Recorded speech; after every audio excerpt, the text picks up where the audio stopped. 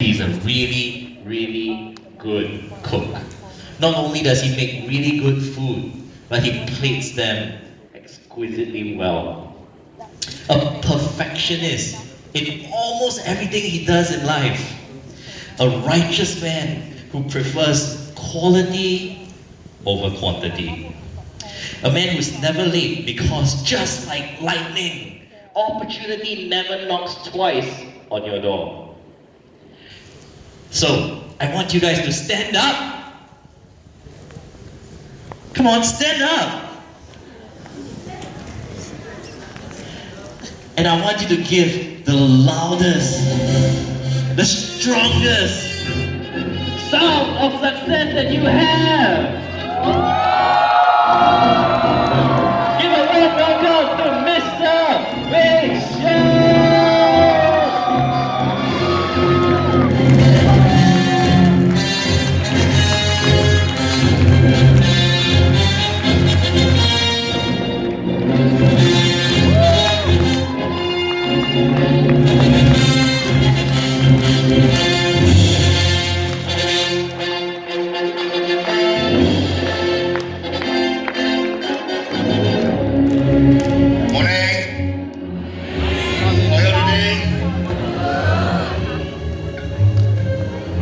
Nice team, thanks Joe.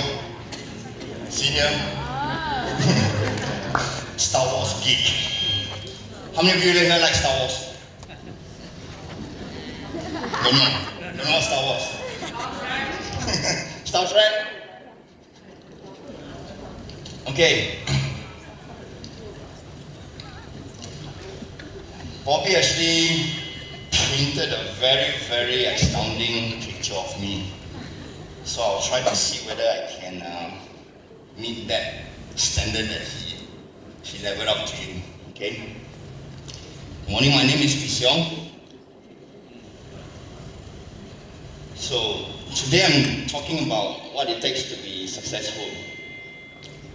Question to the floor. What is success? What is success? What does success means to you? Is it to be rich? Is it to excel in something that you're passionate about? Like what Trina just spoke about? You know, every one of us here would have our own interpretation of success. So I'm not going to talk about success, but I'm going to share with you today part of what happened in my life. All right, I'm not going to bore to you, but we're not going to talk about the actual nitty-gritty things about being successful. But if you can, you try to catch along what I have to say. Okay. Now, each one of us has our own interpretation of success. It can be tangible, it can be intangible. So you don't need to be rich, super rich, or be a star performer to be successful. You know, sometimes, you know, when I was young, you know, you look at people on TV, you look at in the newspapers, you know, so and so, you know, this person, you know, they're all super rich. He's a superstar, he's a super singer, and all these things. You know, there are singers over here, I'm sure, and you know, all of you aspire to become a very successful singer. Financial planners, insurance agents, you know, to be top of your industry and all these things. Okay? And you look at the people that goes up to the podium, receiving their awards, and you are sitting down there hoping that you want to be like them one day. So it's good that you are here today, all right? You're giving yourself a chance, because the thing that I believe most is actually that we need to invest in who? Yourselves, ourselves. Right? We're not investing with Joe. We're not investing with whoever other seminars that we attend. We are investing with ourselves. So that is actually a motto which I carried all the way until today. So my interpretation of success is how I evolve as a person. Okay, I'm a Hokkien, right? And in my younger age, I'm a Chinese, but people, I call myself OCBC, right? Because I don't speak Mandarin then. I cannot read or write Chinese. Okay, I'm very, very fluent in Malay. English, because my parents are English teachers. Okay, so when I grew up, when I was young, I wanted to go to the loo. I was in my maternal grandmother's house. So I said, Ama, saya nak kencing. Ama scolded my mother. If you can understand Hokkien, see. You better teach him some Hokkien. See? So, but I still didn't, because my nanny was a Malay lady. Okay? She was a young lady. I think my mom told me she was around 16, 17 years old. So she took care of me. She bathed me when I was young as a boy and all, and then until about when I was 3 years old, I think. And then, her parents arranged marriage for her, and then she had to get married. Okay? So, in the initial years of my life, I basically spoke Malay and English. Okay? 不会讲华语，根本不会讲，福建话都不会讲。Okay? So that was my upbringing. So I come from a small family. Okay, yes, we are talking about our family. There's only 4 of us: my parents, myself, and my younger brother. Okay. So as I said, my parents are teachers. Okay, my dad gives English. He's an English teacher. He teaches in secondary schools. Okay. I come from Muar. Alright. So you know Muar, Muar Otauta, and all this, Mi Bandung and these things. So growing up in a small town, in a small family, we got by. Okay, we had our humble life, right? Because Dad always practiced living within our means. He was a very conservative person, all right? And we get along, we grew up, go to school and all this, same whole process as all of you, all right? But in those days, we did not have what? Internet, okay? No internet. You want to read something, you have to go to the library to borrow a book, or if you have some money, you go and buy. Okay, so moving on, all right, we grew up, parents gave us a very good education, both me and my brother, so we managed to send us overseas. Even with that kind of situation, then I went overseas. I graduated in hotel and tourism management, okay, in Switzerland, right? My brother took a training program with Taylor's here, and then he's now a high-ranking executive with Dell. He reports to US, okay? And it was during those times that the values that taught us, okay, and it's ingrained in me, right? What are the values and living within our means and all these things. But of course, as we get along in life, sometimes we would like to reward ourselves, right? You go shopping, you buy branded stuff, you pamper yourself with holidays and all these things. So the conditioning that I received, now the key word here is conditioning. For the past 1 day and couple of hours, right?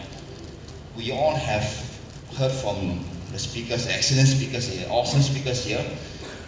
They have also touched upon topics of conditioning. Now, what is conditioning? What is conditioning? Are we conditioned to be who we are? Were you all conditioned to be who you are? Yes or yes? Yes. How? You when you're young, your parents tell you what? When you are going to school already, study hard. Right or not? That's the thing, study hard. Excuse me, study hard, get good grades, get a good job. so you can have a good salary. You know, then you live your life from there. So that is the status quo, you know, for everyone actually, for everyone, right? And I followed the status quo. So, but to the time whereby after SPM, alright, now we still use as SPM now. I had my SPM in 1989. Okay, so many of you were not born then yet. So, got my results, you know, with that penilaian. Okay, if you all those can remember, we have penilaian, that means what, assessment. I had a dream then, when I was young. I wanted to be a pilot. Okay, I think those boys in those age wanted to be. I didn't want to be a lawyer. I didn't want to be a doctor. I didn't know what an engineer was, but I know a pilot. Right, because we watched drama series, you know, in those days, and then movies and all this. You see planes, you see fighter planes, you know. That was the boy's dream. Okay, so I wanted to be a pilot. I applied. I secretly applied to SAF. Singaporeans here know what is SAF. Singapore Armed Forces. Okay, so they had an advertisement in the New Straits Times. I saw it. I cut out the clipping. I wrote in. I sent in my application to them. And you know what? They replied. They replied asking me to go for interview. I think that was the first step. Okay, so the letter came to our home. Mommy, I call mommy. Mommy saw the letter, and there was the, you know, the Singapore logo. What's the Singapore emblem? The Merlion, right? Okay, so the Merlion. Then she was like curious. What's this letter? How we got a letter from Singapore? You know. And I opened up the letter. The letter stated that I was actually accepted. So I told my mother. What my mother said. Mother said, good or not? No. Why? Die. True.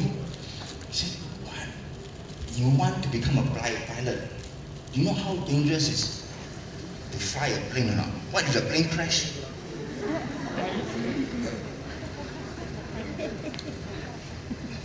So I tried to reason with her. You know, my dad is more the quiet type. He just stand at the side, keep quiet. No, everything is decided by my mom. Okay, so reason cannot reason, really cannot reason. So bo pian lah. So keep quiet long. So continue quiet, go and study some more. So I went on to Form 6, right? Because after Form 5, that time there was already colleges in KL, right? I think Taylor, there was last time it's now called Utah. Last time in those days was called Tunku Abdul Rahman College. See, but parents did not have the means to send me to college. So that's it. Why don't you sit through Form 6? All right, sit through Form 6, and then try to apply for the local universities. Okay, so have to follow parents' wishes. Okay, so sit through same thing. Go through Form 6. I saw another advertisement because my passion is there.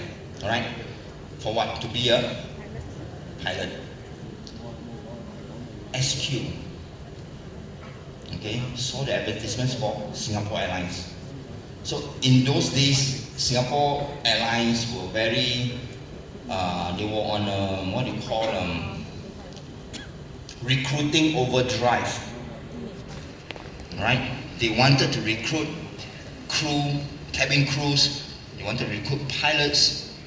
So obviously I applied for the pilot, and again I was accepted.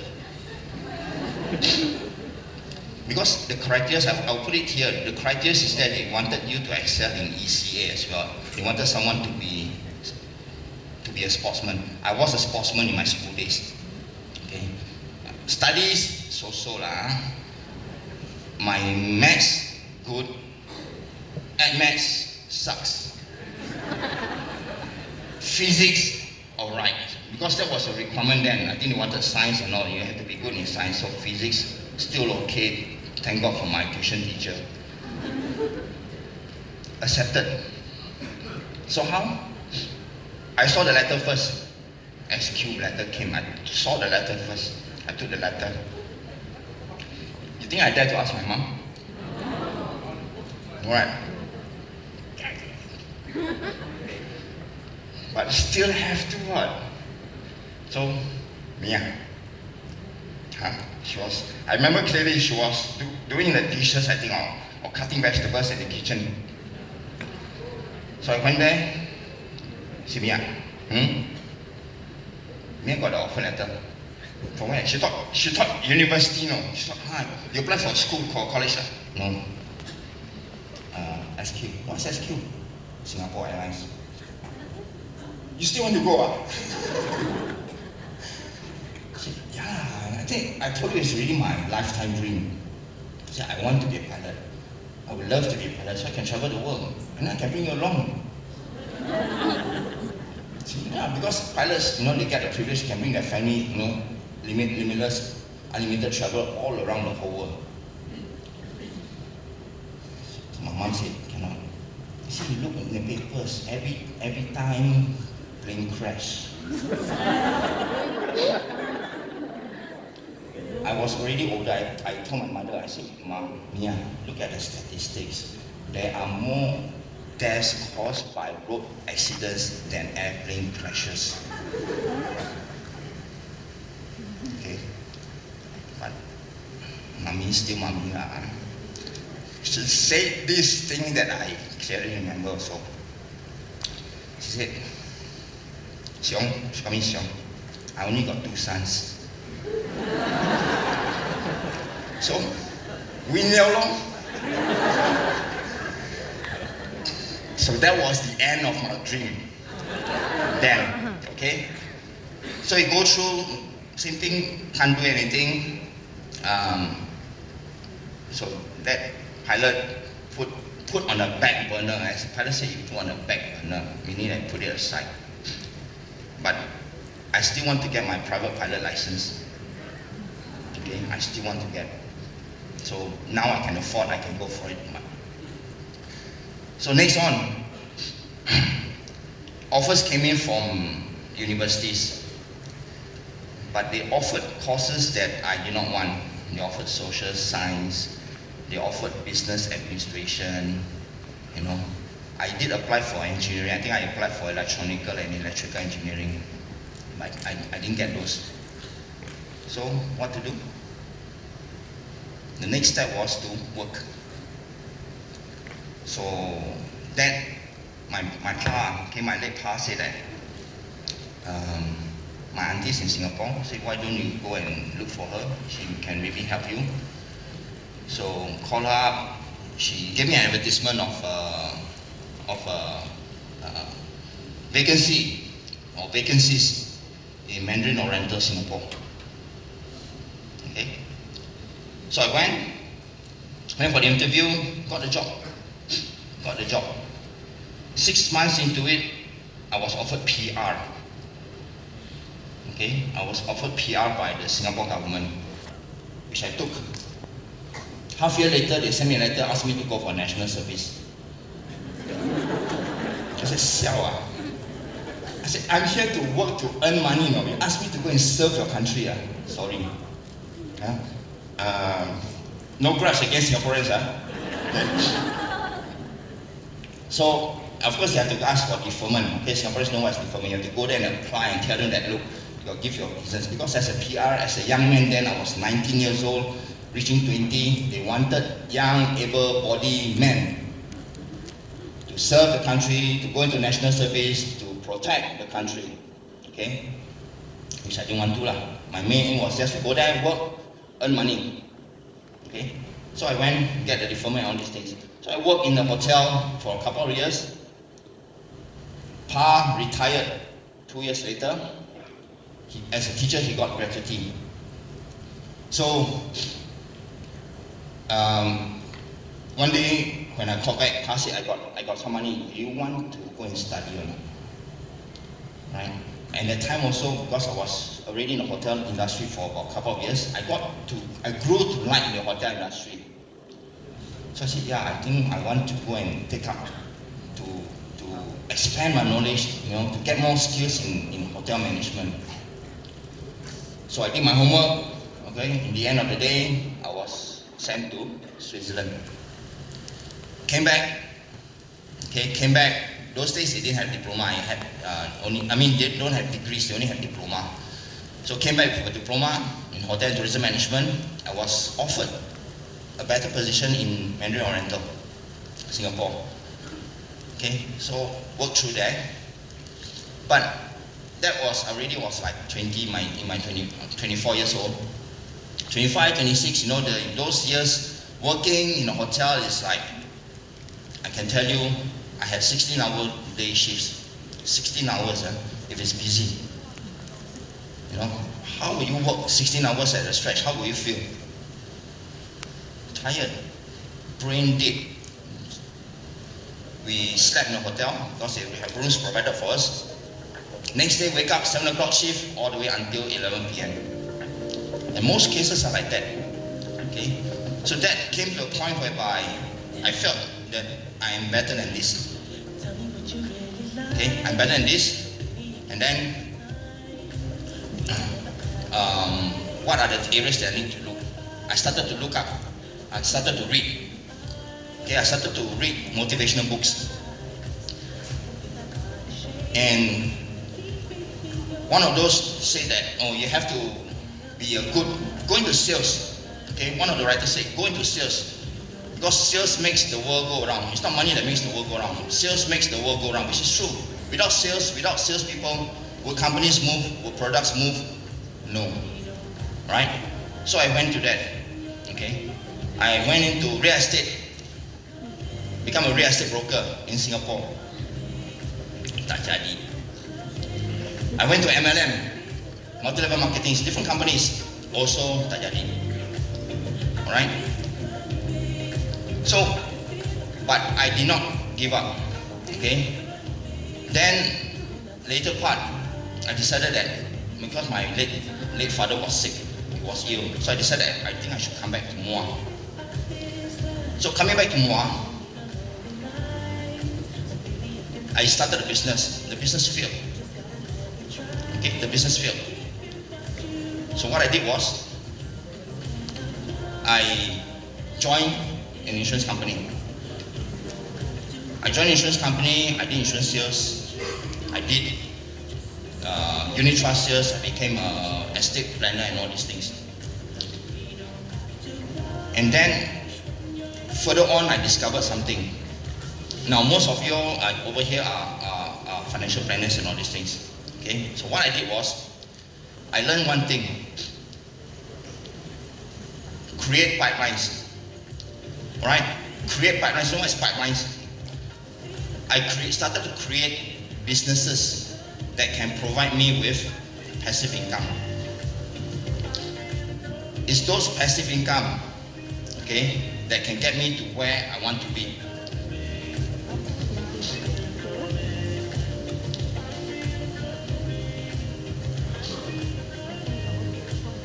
Sorry, I just skipped. Okay, so this is my family. Okay, my son, my youngest daughter, my wife, my mom, 2 daughters behind, and that's my brother and his wife and their children. So you see this one, the one with the chubby chicks? Okay, by building a passive income, I took a sabbatical when she was born. She was born in September 2016. Right? I didn't do much work. Right? Because why? I wanted to spend more time with my daughter. Her name is Sophia. Okay, she's 22 months now. So, if I didn't have that kind of income stream coming in, do you think I would be able to stop? No. I had to work to earn a living. Okay? So, this is what I did. Build pipelines. And the pipelines that I built up to today, okay, I have businesses like cafes. I have properties. I invest in paper assets, right? Unit trust, of course, because I'm doing unit trust, I invest in stocks as well.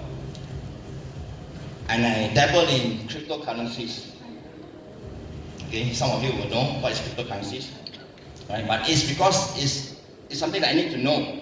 The people that I meet out there will also talk about it. So if I don't know what they're talking about, do you think I will be able to communicate with them? No. So I dabble in that. So what I'm saying here is that we need to break out from the mold that we are getting through in our life. Look ahead. Okay? Look ahead. Okay, I need to brush through because we are short of a bit of time. Alright? And I'm doing my CFP now. It's not easy. I'm 46 years old, I got 4 kids, I got 3 dogs. Okay? And I need to maintain my business, make sure my business is moving, and I also need to study. In order to be successful, one needs to be what? Healthy. Okay? Healthy. I love cycling. I took up a challenge. How many of you have been to Cameron Highlands? In fact, all right. You drive up there, you walk up there, or you take a bus up there? Drive, right? Is it easy to drive? I cycle up there. Okay. 1,500 meters, the whole climb. 54 kilometers. I took 4 hours to finish. From the 30 kilometer onwards, both my legs cramped. Cramped. But I cannot stop. If I stop, I cannot continue. Right? All the way up. We need to have a life. Okay? We need to have a life. Because it's not all about making money.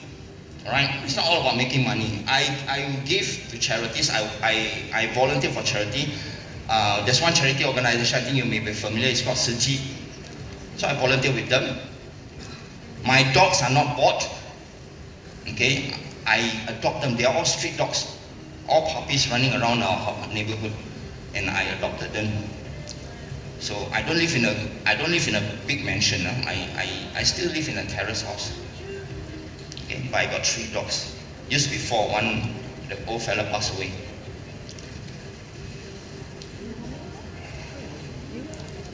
Okay? You know what's that? I keep bees. I'm a beekeeper. Why I did this? It's a childhood passion. I was afraid of doing it until lately. Okay? But because it's more the environment thing, so as Bobby explained earlier, I can go on and on, but I don't want to take up more time. But what I'm saying is that I keep bees because I want to give back to the environment. Bees help to pollinate. And at the same time, I can get something back in return, which is honey. Who don't like honey? I love honey. My kids love honey. Okay? So my point of saying is this. At the end of the day, whatever you do, if you want to gain something, you need to be of service to others. Be of service to help others with a genuine heart, with a passion to help others. Only then you will receive what you want. But if you go in with the motive of wanting to make your pocket bigger, people can see through you. Or they may not even see through you, but it will be short-lived. Okay? So, do what you want to do, be of service. We are here to help others. That's what the people here have been doing. They help us all to energize us, to let us break through in our life, to know what we want and to go for the goals that we want to achieve. Okay? So I think I end my presentation now. Thank you very much.